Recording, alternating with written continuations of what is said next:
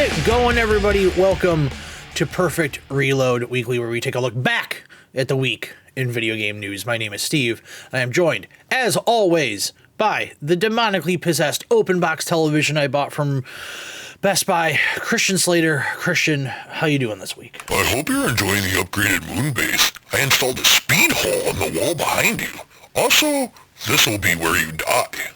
Yeah, it doesn't shock me. But yes, we are in the upgraded Perfect Reload Weekly moon base. Shout out Ryder Strong. Always ridden hard in my book.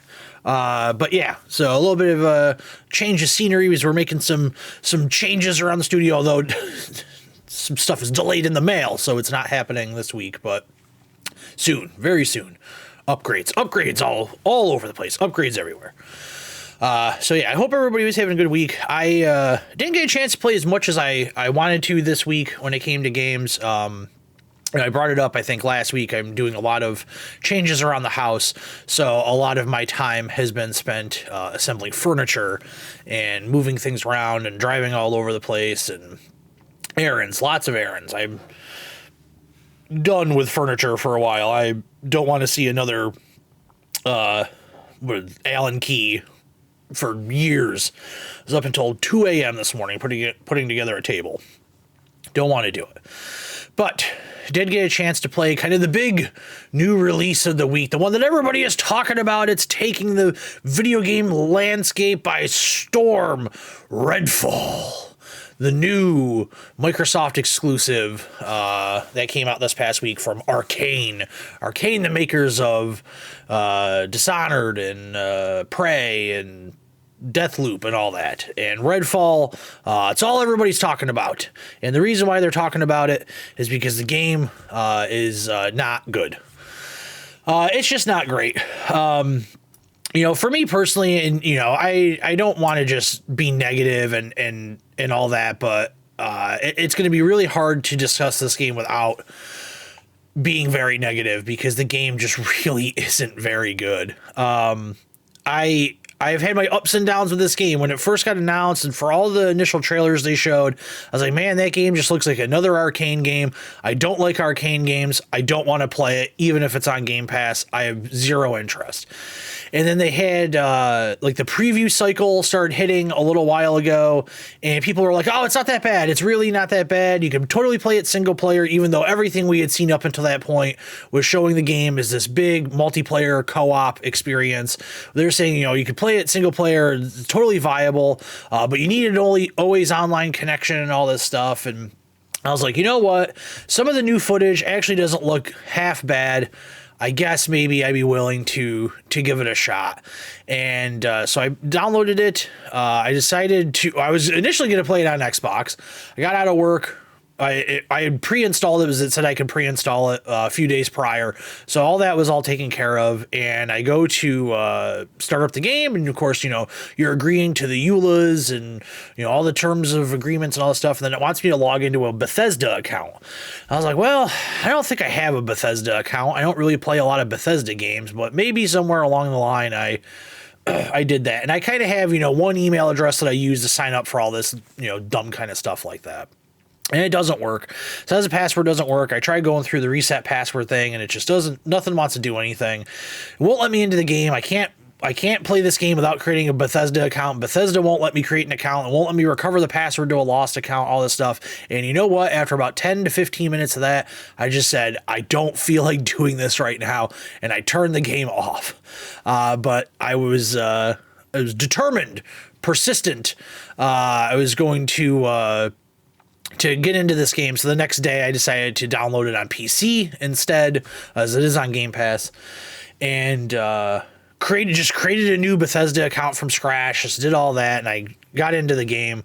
And so I played as Layla. You could pick different vampire fighters, because this game is about vampires. Even I can tell this game isn't very good. Vampires are so 1994, am I right? Yes, I agree. Yeah, they are.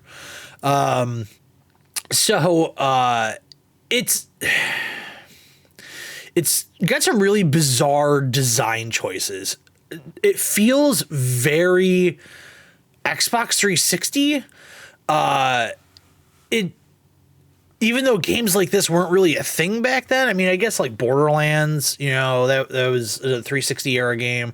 But you could tell very quickly getting into this game that it's not that it's unfinished, but it just doesn't look good. Like, it looks like everything was rushed, kind of. There's some like really, really low quality textures. Like stuff that you can interact with has like this like highlight, you know, around it, like a colored highlight. And it just looks so jagged edge, like, you know, like somebody was like in MS Paint outlining it. Like, it just looks so bad. The cutscenes aren't cutscenes, they're just like comic book style, like still images, and it just seems so, for this, I know that this game is on Game Pass, but you can't purchase it, and it is $70 to purchase it, and it just seems so low budget, even though I don't think it was, because it's Microsoft and Bethesda and Arkane. These are, you know, top tier developers, publishers, you know, companies, all that stuff. You can tell that they were really trying to push the whole, you know, oh, you could play the single player, you could totally play the single player. This game is not designed to be played single player. When you're playing by yourself in single player, you cannot pause the game. There's no pause. And it's just like, this is the kind of thing for like a live game, a live service game, an online game, because, you know, if you pause the game, you can't pause the game for everybody else. It's just so odd. And it's so disappointing, because I know people are, you know, there's a lot of really big Arkane fans, and I think I'm at the point with Arkane where I've never really been a big fan of them. I didn't particularly care for Dishonored. The game I probably played the most out of them was Deathloop. I played a lot of Deathloop, and it just didn't ever grab me. I kept playing it because at the time, like, it was getting like 10s for review scores, and all these podcasts I was listening to were like, oh, this game is just so amazing. It's so just incredible, such an incredible experience. And then everybody dropped off that game like real hard. Like, think about when that game came out, like all the praise it was getting, and then at the end of the year, like barely showing up on like end of the year lists and stuff like this, despite the fact that everybody was raving about this game. So I felt like I was forcing myself to keep playing this game, hoping that at some point it would just click for me, and it just never did. And I think I really am at the point where Arkane, where I just don't think Arkane makes very good video games. Like, I just don't think they're a good studio, and that's obviously my opinion. They have millions of fans because their games do perform well sales wise. I don't know how well Redfall is going to do for them. This definitely seems like a low point, but I just can't think of a developer right now that I'm like, at least for like a high tier developer, like a big budget developer. I don't know if I can think of one right now that I'd be like less interested in to play their next game. Which is sad. Like, I don't want that, you know, to be a thing for any developer. I want to give everybody a fair shot, but, you know, whatever they show next is just like, well, I guess I'm just not going to be into that. Like, it's just not for me. Because even like a developer like From Software, that I don't play their games, you know, I don't play the Souls series, I didn't play Elden Ring, like that style of game just doesn't interest me. Like, they're making Armored Core, which is a different kind of game, and I am interested in that. So it's not the developer, it's just like the thing they're best known for is a style of game I'm not interested in, but I am totally open to something else that they make that isn't in that style. But with Arkane, like, I really think that maybe at this point they need to press pause on this first person shooter action adventure type thing. I think they need to do something else. So, I mean, look at like what Respawn did. Respawn, you know, those people formed out of people leaving the Call of Duty franchise. Obviously, they know how to make a first-person shooter. They immediately start making first-person shooters with Titanfall. They do I think they did the Star Wars Battlefront, right? They do Star Wars Battlefront. Let's take a look at what Respawn has actually done. They did not. So yeah, they did the Titanfall games, they did Apex Legends, and then they shifted. They went and did Star Wars, which was, you know, is obviously not a oh, that's right, DICE did Battlefront. I apologize.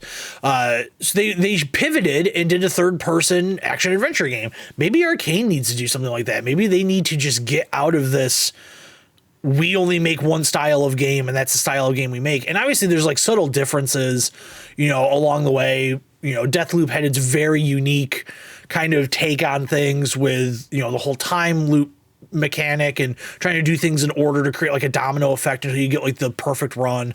Redfall is, you know, a co-op pseudo open world, you know, first person shooter. Arkane was very much like a combination of like stealth and all that. It's not really a first person shooter, you know, first person perspective, but I think they maybe need to do something different. I don't know what that is.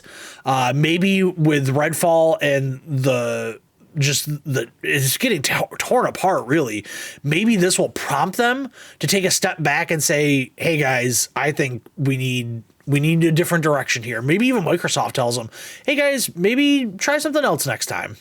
You know, who knows? So it's sad, you know, I hate to just be so down on a game, you know, but it really is just a bad game. The voice acting is bad. The writing is bad. The look of the game is bad. The character design is bad. It's just very 2 generations ago. It's very just not a current style that people are really digging with the character design, because, you know, obviously you could take outdated character designs. Everything old is new again, right? Like that old saying, but this style hasn't gotten there yet. So it just looks dated. The one thing I will say positive wise about this is that the actual shooting, the actual gameplay there, that's fine. Like that's totally fine. It played fine. I didn't run into any bugs. I was playing on PC at max settings across the board. Now remember, it was only 30 frames a second. It's not, you know, it's not cranked up. It definitely, you know, it played fine, but it was not like this super smooth experience or anything like that. So, you know, there are some positives in there. I have started to see as the week has gone on, there are some people out there that are like, you know, this is a bad game. However, there isn't really another game like this on the market right now. Why don't, you know, my friend group and I were playing it and we're getting something of benefit out of it. But that's been like the big caveat is, unless you have those other people to play with, then probably just completely avoid this one, because it's just not there. It doesn't feel unfinished. It feels rushed, which is surprising because it was delayed a bunch. It feels like corners were cut. It feels like sacrifices were made. The fact that this is $70 is just really wild to me. And yes, I get that it's on Game Pass. And if you are in the Xbox ecosystem, you should have Game Pass. If you own a PC that plays games, you should just have Game Pass. If you own an Xbox, you absolutely should have Game Pass. So I get that. But this is still a $70 release. This is a $30 game, a $20 game. This is, in the world that we are in today, could be a free-to-play game if they could monetize it somehow. Like, this is not a AAA warranted $70 price tag warranted game. It just isn't.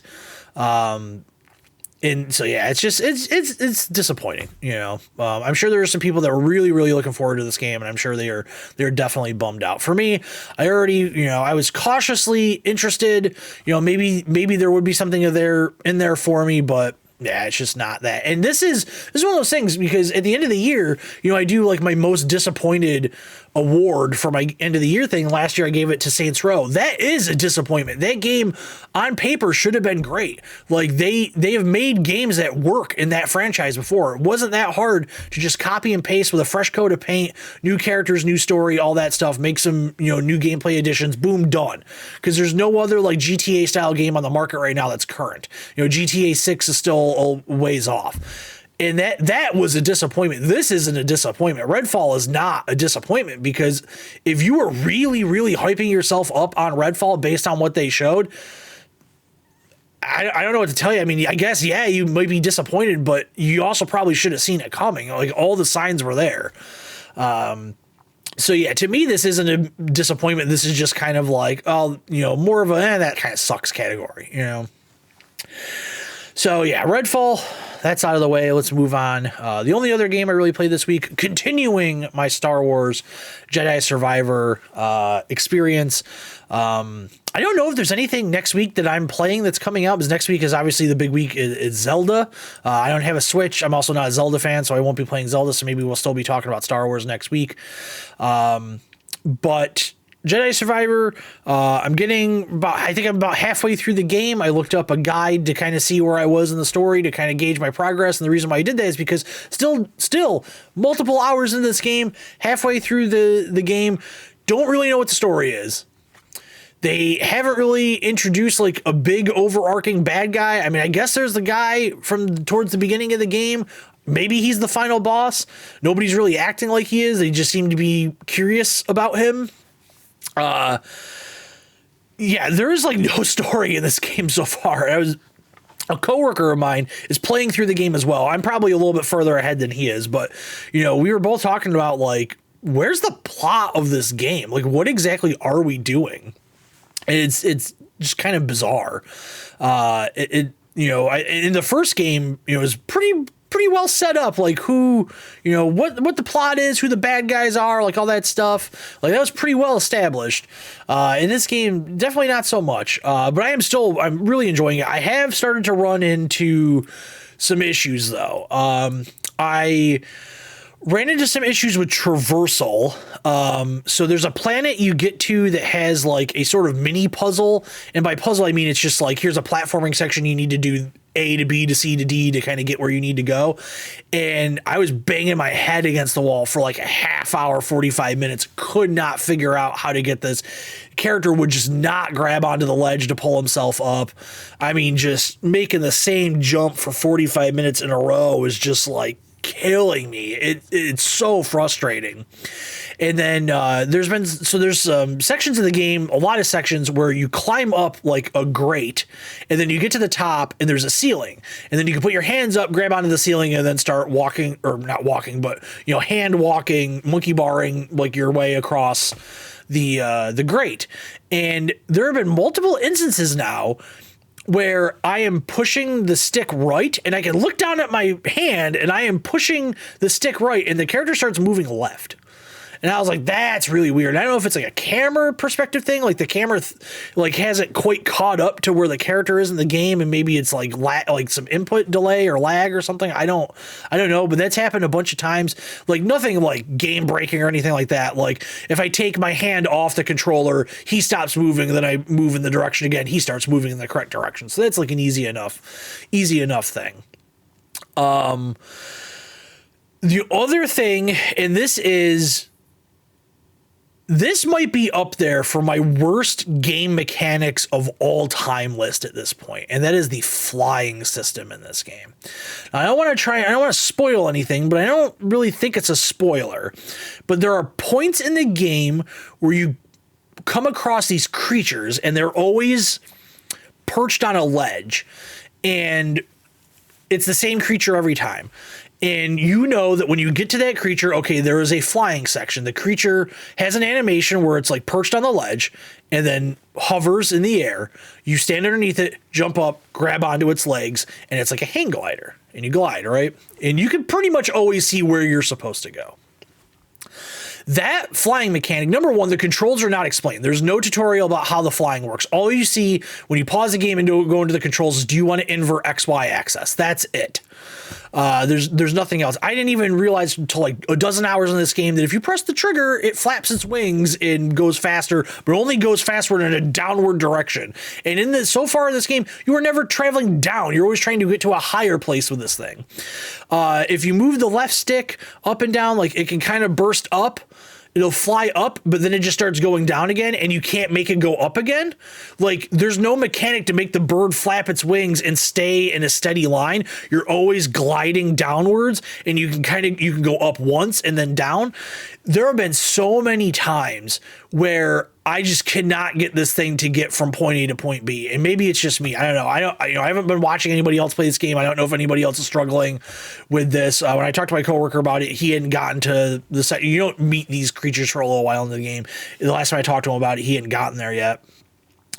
but it is one of the worst design mechanics of all time. And then it gets to a point, there's one point in the game where there's a whole section based upon it where you need to like catch these pockets of air to boost you upwards and all this stuff. And I'm constantly dying, constantly can't get close, like jumping out to try and use my double jump to get to the edge would always land somewhere where I can't grab onto. Like, it is just a massive, massive pain in the ass. It is like top 10 worst design mechanics I've ever encountered in a game. I absolutely hate it.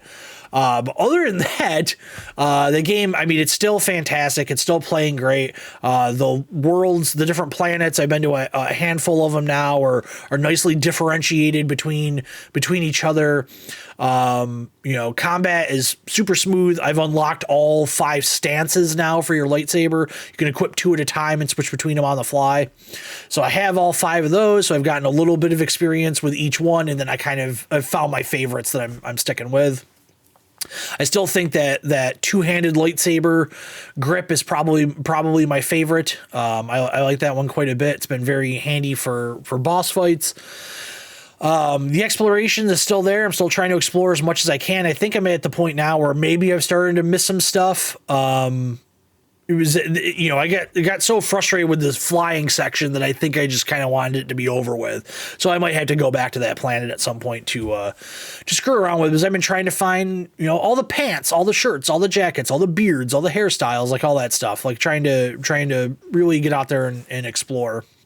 I imagine if I'm probably only halfway through the game, I still have a lot of game left to play, unless all of a sudden they start making, the section shorter or whatever. The planets, pretty varied in size. There's the first kind of major planet you get to, which is huge. I think it's like the biggest one in the game. And you go back to that multiple times.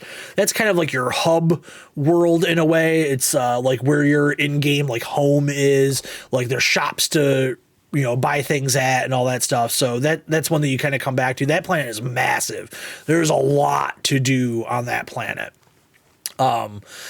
So yeah, I don't want to just kind of keep repeating myself, but I mean, this really is an incredibly well-made game, really well executed ideas. Aside from that stupid fucking flying mechanic, I'll give another update, maybe next week, we'll see how it goes. I have a very busy week ahead of me, so I'm not sure how much I'm actually going to get to play. So we'll really see what next week's show looks like. Because if there's no new releases and I don't have a lot of time to play stuff, I don't want to do like a news only show. I don't know. We'll figure something out. Maybe we'll talk about old games, or maybe we'll have like a special topic of discussion or something like that. You know what? Yeah. Why don't we do that? If you're listening to this, just in case I don't have anything to play next week, leave a comment about a topic you'd like to hear discussed. Any topic about video games, and we'll slide that in. We'll slip that into the show. So leave a comment below about that. But yeah, that really was all I got to play. I was hoping to have a movie review for Guardians of the Galaxy 3. I had my tickets for Friday night. After I got out of work with all of the running around I've been doing and furniture assembling and all that stuff, I was dead tired. There was no way on earth I was going to make it through sitting in a movie theater. So I got a refund for my tickets and bought tickets for Saturday. And then Saturday came around yesterday, and I had a situation where, I don't want to get into it because, it makes it sound like I'm talking about how great I am, and I don't want to do that. But I ran into a situation where I could help a stranger in need, which took several hours out of my day. I was really happy to do it, but that kind of caused me to miss the movie showing yesterday, which I was okay with. They needed help, I could help. So I'm not going to be able to see the movie until maybe this coming weekend. So when I get around to doing that, I'll have a movie review for you, because, we're going to turn this into a movie review channel. So yeah, that's all I've been playing, and we'll be back shortly with the news. All right, we are back with the news. And our first story of the week, we have a bit of an Xbox heavy week this week. It was announced a few weeks ago that there would be obviously a summer showcase for Xbox, kind of like their E3 style conference. They've been doing this obviously for years and years. They're going to talk about new games. Then directly following that would be a Starfield only presentation. But this week they finally announced the date, the time, some details about it. So it's on June 11th. It's the Xbox Games Showcase with the Starfield Direct airing directly afterwards. We are going to cover that on this channel. My goal is to live stream it. I have never live streamed to YouTube before, so it's a little bit of a learning process. It seems a little bit different. I think I got it set up. So at some point in the near future, over the next few weeks, you might see like a test stream on this channel for me to work out the kinks. And maybe what I'll do is when I'm testing that, I'll just play a game and, maybe I'll, new release or something, a game that I've been playing, check it out, and we'll get some footage. But yeah, so the announcement, this comes directly from Xbox website. We are delighted to announce that the Xbox Game Showcase will be live streamed on June 11th at 10 a.m. Pacific time. Immediately after the showcase, we'll be airing Starfield Direct, a deep dive in Bethesda's game studio's highly anticipated sci-fi RPG. Now, I believe that the whole deal with the Xbox Game Showcase is a repeat of what they did last year. The entire show is dedicated to games that are releasing within the next 18 months. So they try not to show too many things that are just like, here's a 20-second graphic trailer that we made for our game that we barely started on. Like, they try to avoid all that stuff. And this comes at a really interesting time for Xbox. Let's talk about Xbox, because that's what everybody wants to talk about right now, right? Especially with Redfall coming out and being a bit of a dud. And we're going to get into more about that because there's some news coming from Microsoft about Redfall. A lot of people are really down on Xbox right now. The lack of exclusives, and the exclusives that they have had have maybe not performed as well as they wanted. They don't really have a tentpole franchise at this time. And oddly enough, neither does Sony. Sony doesn't really have a flagship franchise right now, but what they do have are a bunch of exclusives that are all very, very good. So they don't need to have that one singular franchise that everybody comes back to. They have a variety of options, and Microsoft doesn't even really have that right now. The last Halo game, it did well. People enjoyed the story, but the multiplayer aspect, which is obviously the ongoing component, has not done well. People involved with it over the past few weeks have been leaving the studio. Fans are not really thrilled about the quality of it. So that's gone away. Halo is really not what it once was. Same with Gears of War. The last Gears of War, it was fine, sure, but it obviously wasn't at the heights that like Gears of War 1 and 2 and even 3 were. Presumably that's what the Coalition has been working on, a new Gears game. So maybe we see that announced this year. But beyond that, they haven't had much. And I understand why. And here's why I'm not going to jump on the bandwagon of complaining about Xbox's lack of exclusives, is because I feel like I understand what they are trying to do. And I think some people are maybe missing the point, or maybe they get the point and they're just still kind of upset about it. Microsoft made a very deliberate decision in their business model to abandon making in-house big blockbuster first party games. They abandoned that. They really only had Gears and Halo, right? Instead, what they did was they shifted to a business model where instead of developing those things in-house, they were just going to acquire other developers, and now those games become first party platform exclusives. They acquired Bethesda and their whole suite of developers. They are in the process of acquiring Activision Blizzard. They picked up Double Fine, multiple studios along the way. Right. So that's what their business model is. We don't want to do it ourselves. So we're just going to buy other companies to do it for us, which is fine. That's an entirely valid way to go about doing things. No doubt about it. That is 100% a perfectly legitimate way to populate your console with games. Here's what happened, though. A lot of those studios, because remember, we still like Fable's out in the ether, Perfect Dark's out in the ether, like all these things that have been announced, or even maybe not announced, but we just kind of know about because they're poorly guarded secrets. all of these are just kind of at the point in time where they were acquiring these studios to make these games, but the games were just so early or not even started yet that it's taking a lot of time.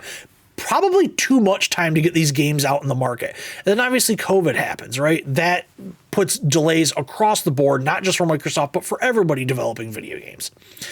I really do believe that starting this year and going over the next few years, we are going to see more and more and more first-party exclusives from Microsoft on, for the Xbox platform. Yes, Redfall failed, but it was one of those first-party exclusives. Starfield's coming out. We should have a new Gears in the near future. We should have Perfect Dark in the near future. We should have, if Fable comes along, whatever it is that they're working on, because these studios are working on things. It's not like they're sitting around twiddling their thumbs. They are doing stuff. It's just going to take time, and I think you just really need to have patience. And everybody wants everything like right away. They don't want to wait. Now, I don't want to turn into like some big Xbox apologist, but I see what they're trying to do, and you just kind of have to wait. It really is a situation where you just have to wait. It sucks to wait. Yeah, I want to play awesome games right now. Sure, who doesn't? But you're just going to have to wait. Their business model is a very different business model than Nintendo's, very different business model than Sony's. Having those big blockbuster franchises, like, public facing, yes, they say it's important. Of course, they're going to say it's important, and yes, it is important.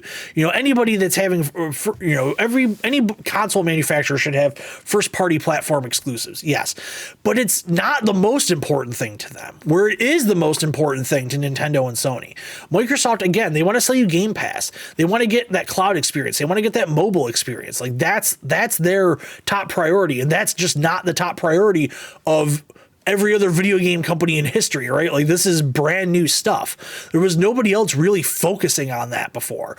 So it's just time. Now, that being said, like I said, I don't want to be an Xbox apologist. If these games start coming out, because they are going to start coming out, and they suck, I'll be right there to tell you, yeah, they suck. I don't know what Xbox is doing, but until that actually happens, what is the point of sitting around arguing about this, or not arguing about this, but what is the point of sitting around complaining about this? It accomplishes nothing. Sure, it gives us something to talk about on a show like this, but it is kind of a pointless conversation until the games actually start coming out. The games are coming. It's just taking a while longer to get them than you probably wanted them to or expected them to, and games keep getting delayed, and there's a million reasons why games get delayed. Some were perfectly valid, some are chalked up to poor management or whatever it may be. But they're coming. We'll get there. So I'm not too worried about this. I am excited. I'm always excited about any type of summer showcase thing. Seeing new games and all that stuff. But I am very much excited for that Starfield thing. I am really trying to temper my expectations with Starfield, because the last time I was this excited about a game was Cyberpunk, and even though I played through all of Cyberpunk, I did enjoy Cyberpunk. It wasn't what it could have been. It wasn't what we were told it was going to be, et cetera, et cetera. And I am very cautiously optimistic with Starfield, because it's from a developer, Bethesda, that I'm not a huge fan of. I like Elder Scrolls just fine. It's not, it's certainly not one of my favorite franchises. I don't like the Fallout games at all. I don't think they're very good games. I think they're very broken, and I think they're very boring. It's just, my personal take on things. But I do see the potential that Bethesda has. I do see the hopes that they have, and I hope it does come together for Starfield. I really want Starfield to be awesome. I want to get lost in that game. I want that game to come out, and I take the day off from work and give myself a long weekend and just dive into it head first. Like I would love nothing more for that to be the case, but I'm really trying to dial back my expectations, and I don't want to set myself up for disappointment. But like I said, June 11th, going to be a big day for Microsoft. See what they're planning for the future. Hopefully we don't just get a bunch of teaser trailers. Hopefully we get some release dates. Obviously release dates don't really matter. They're the points on whose line is it anyways. They're made up. They don't really count for anything. But at least it gives us the idea that they are, we are hoping to have this game out, but it will get delayed in 6 months. And it'll get delayed again for another 2 weeks, and, et cetera, et cetera. We'll get the image with text on Twitter. But piggybacking off that, Phil Spencer, the head of Xbox, has actually come out and apologized for Redfall, which is really interesting that he had to, it was worded as an apology. If there's one thing I've learned, it's that you never apologize for anything. You apologize for one thing, and the next thing you know, some judge is sentencing you to 1,000 hours of community service. It doesn't matter what you did. You can run a red light, or you can take a shit on the side of a Burger King. Okay, man, that's a lot to know about your personal life. But this story about Phil Spencer is coming from Video Games Chronicle. Let's see if we can get the quote, and the quote is, "There's nothing that's more difficult for me than disappointing the Xbox community. I've been a part of it for a long time. I obviously work on Xbox. I'm head of the business. I have a lot of friends and get a lot of feedback. And just to kind of watch the community lose confidence, be disappointed. I'm disappointed. I'm upset with myself." And he goes on to say, "We would never strive to launch a game that we thought was going to review in the low 60s. It's not part of our goals." So it's really weird. Like this, it's so odd because it's like you have the head of Xbox really coming out about a first party studio saying like, yeah, their game's bad and we're sorry about it. That's got to feel so low to the people at Arkane. But I also think that the people at Arkane probably smart enough to know that they released a game that wasn't that great and probably wasn't going to review very well. But it is still kind of odd to see someone of such a high status like Phil Spencer come out and do this. But I understand from a PR perspective and a business perspective why he is doing this. They need to get as much goodwill as possible going with the Xbox brand moving forward. And I think that if they come out and do things like this, saying like, yes, we're aware that Xbox is underperforming in the eyes of the fans, that maybe, you know, when that 1-2 punch or that showcase and the Starfield Direct happened, they get that goodwill back and people start talking positively about Xbox again. And I think their hope is that Starfield shows so well at this dedicated event that it just creates this wave of goodwill and expectations and anticipation all the way through to September when the game comes out. And then they're hoping that game delivers because then they don't have to come out and do another one of these, right? So it's interesting to see how on top of it they are. You know, the Xbox and Microsoft, they're not dumb. You know, Phil Spencer is not a dumb man. He understands this business very, very well. And he is very good at PR and spinning things. He's very good at handling things. And he has also shown himself, everybody avoids the hard question, right? But with the interviews I've seen with him and Jeff Gerstmann, and there was the interview he did with Bloomberg, I think it was last year, where, you know, he does get asked difficult questions. Obviously, he's never going to come out and give you a straight up answer. You know, that's not the way people like this work. Because that's the job. You know, you can't just talk shit about your employer. But he does a good job of giving you, it's a non-answer, but it still gives you a satisfying answer, if that makes sense. So, you know, he's a huge asset to Xbox and to Microsoft. And, you know, this is trying times for public perspective for Xbox. You know, obviously they went through the real down that was the Xbox One after coming off the ridiculous high that was the Xbox 360.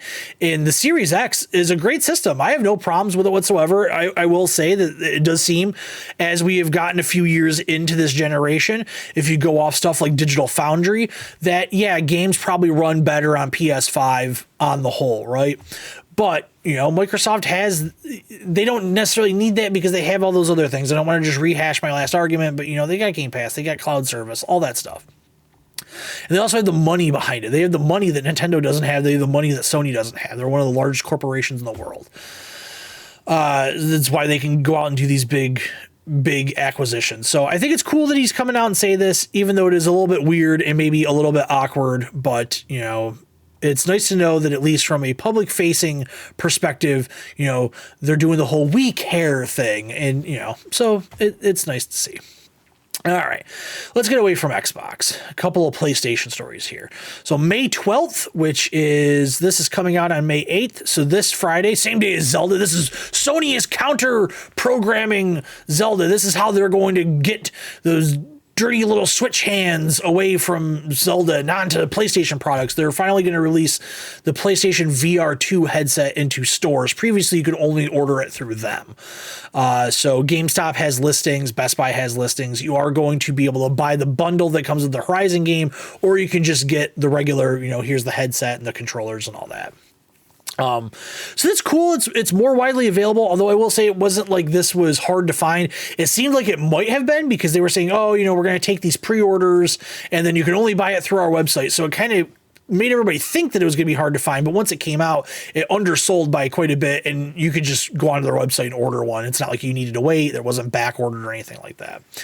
But I mean, yes, I guess, getting this into stores, you see it on a shelf, it makes it a little bit more apparent. There are still people that, only want to buy something if they can go get it in a store or get it from one of the retailers they're used to purchasing things from. Maybe if you're a big Best Buy shopper or GameStop shopper, you have rewards points that you can use to lower the price, like all that kind of stuff, because it is very expensive. It's more expensive than a PS5. But this isn't, this will certainly help the issue they're having with the VR2, but it's not going to solve the issue with the VR2. And that's the fact that the library is very thin.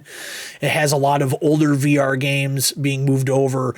It does not have backwards compatibility with previous VR games that have not been ported over. It's a light library. There's not a lot of new stuff coming out. I am very interested in PSVR 2. It is something that I would purchase if the games were there, but they're just not, because it is a very expensive purchase, and then the games are very expensive as well. Like, they're not like $70 games, but you don't want to buy this thing and just buy one game. You want to buy a handful. So now you're looking at $600 for the setup, and now you're looking at another couple $100 in games, and now you're getting close to $1,000 to get this experience. And it's just like, well, in this economy, I don't know if that's gonna fly. They don't work for me, brother.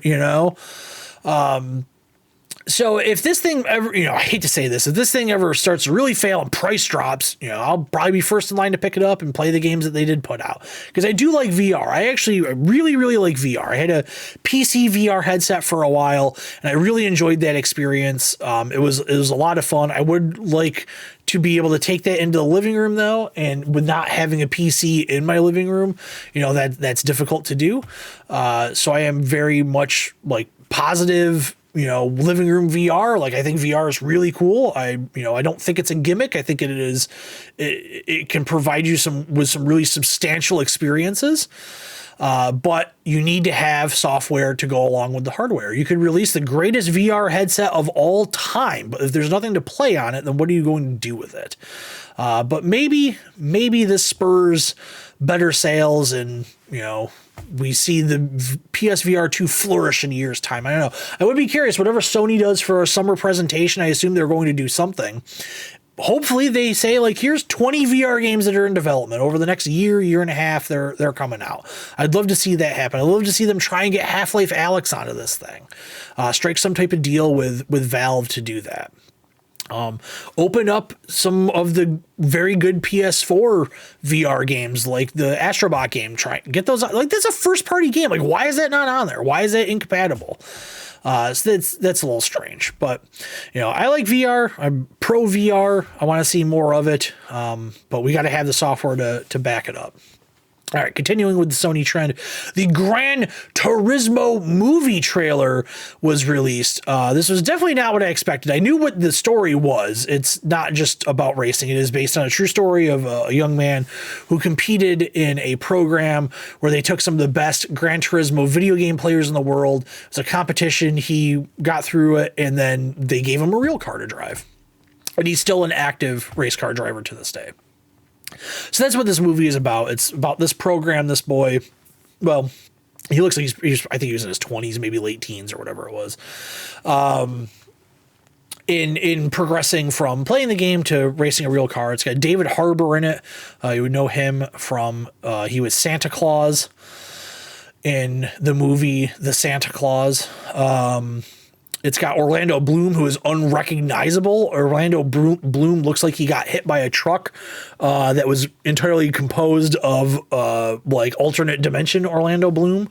I did not recognize him. Jaimin Hanso is in it. I butchered that name, I'm sure, but I really enjoy his work. I think he's a good actor. I'm not familiar with the actor that plays the main character, though. I don't know. This looks fine. This looks like a direct to streaming movie, even though it is not. It will be in theaters. I get the feeling it is going to severely underperform. There has been no budget that I can see released for the movie, so I don't know how much they spent on this, but I don't think it's going to make its money back, most likely. The other thing that's really interesting about it is the movie poster. It has the Gran Turismo GT, the blue and red logo, but the font choice, the text choice on the word Gran Turismo is not the same as the game. So even though it says Gran Turismo and it has the logo next to it, it looks like a fake logo. Like it looks like a fake movie. It looks like a knockoff. It looks like it's like Transmorphers, snakes on a train, that kind of thing. Gran Turismo, an asylum joint. It does not look real. It looks like a fan-made poster. But this is a very real movie that is happening with real people in it. I think the best that they can hope for is that the actual car scenes are compelling and well shot and, action packed and thrilling and all that. And maybe they can recoup some of their budget on streaming. Sony, doesn't have like a real deal with any one streamer. So maybe this is Netflix. Maybe this goes to whoever, HBO Max. I don't know, wherever Sony sends off their movies. They're kind of all over the place. And maybe this does well on streaming and maybe it helps that way. But this is definitely not going to be a movie that's blowing things out of the water. I'd be very surprised if it opens well at all. The trailer as well, I will say, it gives away the entire movie. Like I finished that trailer, it's under 2 minutes long, and I felt like I watched the entire movie. So I hate when that happens. I get why they do it. They got to get people in. They show a wide variety of scenes. They want to see the character arc in the trailer and all that stuff. But they gave away way too much in that trailer. But if you haven't seen it, check it out. If you're a fan of the games, I don't know if that's necessarily going to translate into you wanting to watch this movie, where it would for other video games. Like if you're a fan of Mortal Kombat and then the Mortal Kombat movie comes out, it's like, oh, I want to go see that. It's not like Gran Turismo has characters, you are the driver. So I don't know, maybe you see yourself in this character. Maybe that's what they're hoping for. But it is cool that it is based on a true story. I think that will lead a lot of people to be like, this is a true story. And then like look up the actual thing and maybe, maybe they get some people to buy Gran Turismo that wouldn't have bought it otherwise, who knows, but yeah.